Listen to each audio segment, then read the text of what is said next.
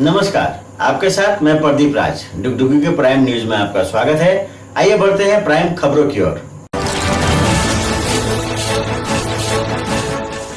गढ़वा जिले के कांडी थाना क्षेत्र के डूमर सोता गांव में बुधवार सुबह सेप्टिक टैंक में उतरे 4 मजदूरों की मौत हो गई। बताया जा रहा है कि टंकी के ढलाई के बाद बांस वगैरह खोलने के लिए पहले 3 मजदूर नीचे उतरे थे।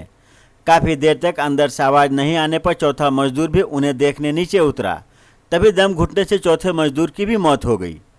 मृतकों में पिता पुत्र 2 भाई शामिल हैं। उधर घटना की सूचना के बाद पुलिस मौके पर पहुंची और शव को कब्जे में लेकर पोस्टमार्टम के लिए भेज दिया। मृत मजदूरों की पहचान 40 साल के मिथिलेश कुमार मेहता, 30 साल के अनिल कुमार मेहता, 17 साल के नागेंद्र मेहता और 20 साल के प्रवीण मेहता के रूप में हुई है। चारों मजदूर डूमर सोटा गांव के रहने वाले थे। बताया जा रहा है कि अखिलेश दुबे के मकान के पास सेप्टिक टैंकी का सेंटरिंग निकालने के लिए 4 मजदूर पहुंचे थे। इस दौरान एक एक करके चारों मजदूर अंदर पहुंचे और दम घुटने के बाद अंदर गिर गए और उनकी मौत हो गई। धनबाद में बढ़ती आपराधिक घटनाओं के बीच धनबाद के एसएसपी असीम विक्रांत मिंज का दावा है कि अपराध पर नियंत्रण के लिए धनबाद पुलिस पूरी तरह तत्परता के साथ काम कर रही है। उन्होंने बुधवार को पत्रकारों से बातचीत करते हुए कहा कि जो भी आपराधिक घटनाएं घटी है सभी की जांच गंभीरता के साथ की जा रही है। एसपी ने उम्मीद जताई कि आपराधिक मामलों में शरीक अपराधी बहुत जल्द सलाखों के पीछे होंगे। गौरतलब है कि पिछले दिनों धनबाद में लगातार हत्या, लूट और डकैती की कई घटनाएं हुई, जिससे धनबाद की कानून व्यवस्था पर सवाल उठने लगे हैं। पिछले 1 महीने में बहुत सारी घटनाएं हुई हैं, नो डाउट, लेकिन बहुत सारे मामलों में उद्भेदन भी हुआ है। जैसे जेवर वाला जो मामला था हम लोगों का, उसमें हम लोगों ने 10 दिनों के भीतर न सिर्फ पूरे की पूरे घटनाक्रम का उद्भेदन किया, बल्कि उसमें 2 लोगों को पकड़ने में सफलता भी प्राप्त की। उसके अलावा जो मोटरसाइकिल उसमें इस्तेमाल किया गया था, रिकवर किया। पटना जाकर के टीम लगातार कैंप करती रही और वहां पर से हम लोगों ने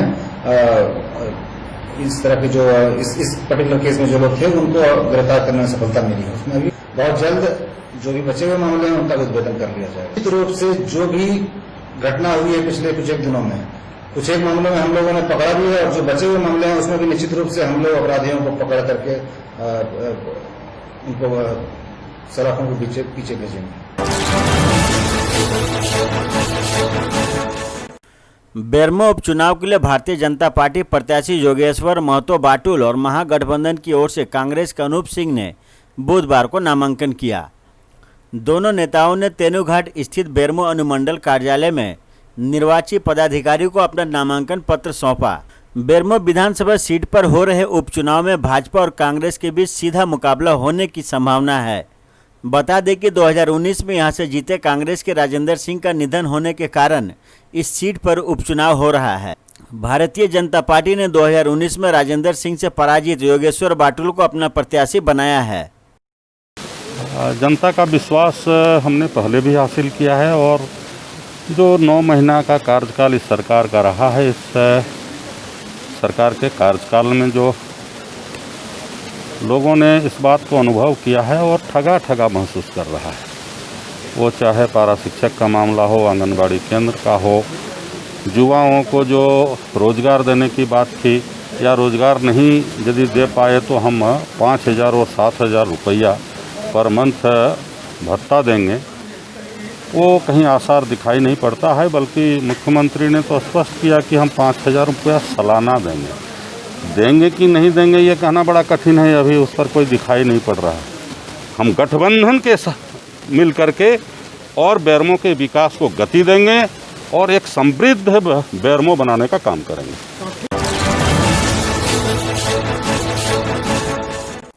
झारखंड के पूर्व ऊर्जा मंत्री लालचंद महतो ने बहुजन समाज पार्टी बसपा की ओर से बेरमो विधानसभा उपचुनाव के लिए नामांकन पत्र दाखिल किया। इस मौके पर उन्होंने कहा कि वे हाथी पर सवार होकर आए हैं, फूल को निगल जाएंगे और हाथ को कुचल देंगे। पूर्व मंत्री ने कहा कि वे झारखंड के मूलवासी हैं और वे ही इस क्षेत्र का विकास कर सकते हैं।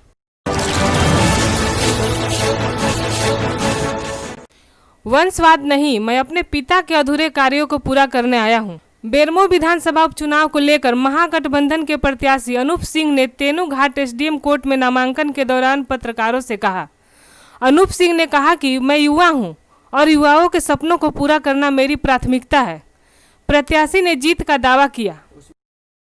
देखिए, मुद्दा बस एक ही है कि मैं राजेंद्र बाबू के किए हुए काम को और उनके परिवार को जो वो बना कर गए उसे आगे सुरक्षित रख सकूं, और राजेंद्र बाबू ने जो प्रेम और स्नेह बेरमो की जनता में बांटा है, जिससे बेरमो की एकता आज बरकरार है, उसको जीवित रख सकूं, इसी मुद्दे को लेके जाऊंगा। वंशवाद का आरोप लगाते हैं, उससे मुझे कोई फर्क नहीं पड़ता है, क्योंकि वंशवाद का आरोप वही लगाते हैं जिनके अपने वंशज कुछ नहीं करते। निश्चित तौर पर जनता जानती है कि क्या सही है क्या गलत है, और इस बार बेरमो की जनता बेरमो की एकता, बेरमो की खुशहाली के आधार पर देगी वोट। ना जाति पे देगी और ना धर्म पर देगी और ना किसी समाज के पे बांटने वाले लोगों के बहकावे में देगी।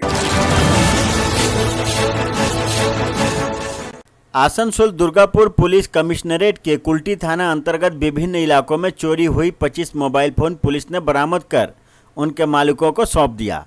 चोरी हुई या गुम हो गई मोबाइल फोन मिलने के बाद लोगों ने कुल्टी थाना प्रभारी सोमनाथ भट्टाचार्य के प्रति आभार जताया।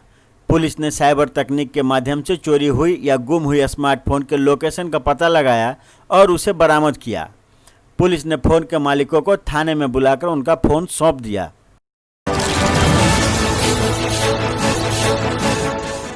धनबाद जिले की झरिया पुलिस ने 3 युवकों को देसी कट्टा और 7 कारतूस के साथ गिरफ्तार कर लिया। सिंदरी एसडीपीओ अजित सिन्हा ने बताया कि अपराध की योजना बनाते हुए पुलिस ने अपराधियों को पकड़ा है। उन्होंने बताया कि पकड़े गए इन तीनों का आपराधिक इतिहास रहा है।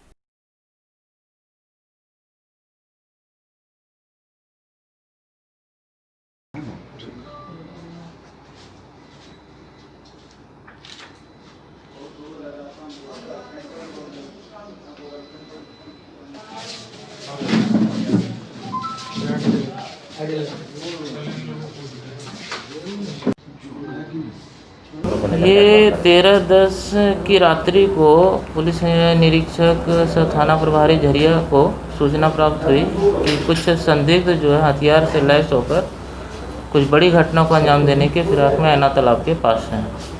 तो ये तुरंत टीम गठित करते हुए इनके नेतृत्व में, थाना प्रभारी के नेतृत्व में टीम गठित हुई और छापामारी के लिए प्रस्थान किया। छापामारी करते हुए उनकी घेराबंदी की गई और घेराबंदी करते हुए 3 अपराधी को धर दबोचा गया। तीनों अपराधी के पास 2 के पास से पिस्टल बरामद हुई, 1 के पास से गोली बरामद हुई और मोबाइल जब्त किए गए हैं।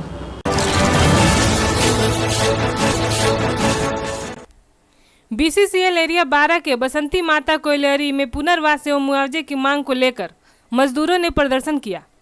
बुधवार 14 अक्टूबर को भाकपा माले के झंडे के साथ भुइया धौड़ा और मुंडा धौड़ा के मजदूरों के जबरदस्त प्रदर्शन से बीसीसीएल प्रबंधन को झुकना पड़ा। कोयलियरी प्रबंधन ने 20 तारीख को वार्ता करने का लिखित आश्वासन दिया, तब प्रदर्शनकारी शांत हुए। गौरतलब है कि भुइया धौड़ा और मुंडा धौड़ा को किसी सुरक्षित स्थान पर पुनर्वासित करने और मुआवजा देने के लिए प्रबंधन के साथ लिखित समझौता हुआ था। मजदूरों का आरोप है कि बिना पुनर्वासित किए और मुआवजा दिए प्रबंधन उन्हें जबरन बेदखल करने की साजिश रच रहा है।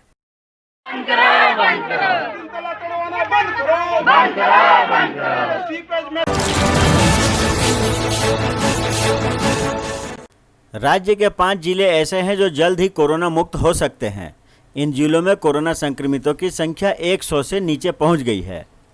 देवघर में 64, गोड्डा में 92, पाकुड़ में 53, पलामू में 54 और साहेबगंज में 61 एक्टिव केस रह गए हैं। इधर राज्य में कोरोना संक्रमितों की कुल संख्या बढ़कर 93,736 हो गई है। अच्छी बात यह है कि कुल मरीजों में 91.01% मरीज स्वस्थ हो चुके हैं। अब तक कुल 837 कोरोना संक्रमित मरीजों की मौत हो चुकी है। राज्य में अब 7,617 एक्टिव केस रह गए हैं। राज्य में पिछले 24 घंटे में 701 नए कोरोना संक्रमित मरीज मिले हैं। पिछले 24 घंटे में 7 लोगों की मौत हुई है। मृतकों में 4 रांची, 2 धनबाद और 1 चतरा के हैं। तो ये थी अब तक की खबरें। आप देख रहे थे डुगडुगी न्यूज। अब मुझे दीजिए इजाजत और हमारे चैनल को सब्सक्राइब जरूर करें। नमस्कार।